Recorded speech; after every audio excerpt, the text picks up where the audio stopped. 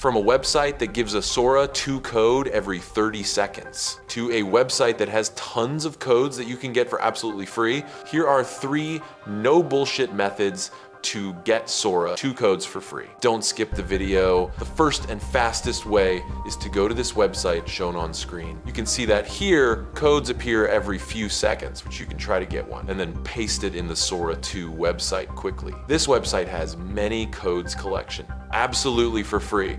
You can see over 8,000 codes have been used by now. If this doesn't work, I got second website, which is shown on the screen here. You will get codes after few seconds also, which you can use quickly. You can see there are already high number of people in it, so be patient. The second method is Reddit megathread. You have to visit r divided by OpenAI and find this megathread. You will see people posting codes every few seconds. Beware of the scams and people asking for money though. Be patient and a code might come just in time. Third and last way is by joining Discord servers, which you can find online. Make sure to join OpenAI related servers. And here you can see I am in a Discord server and people are sharing codes and helping each other out. That's pretty much it. Make sure to subscribe for more AI, latest news and updates. I will see you in next one.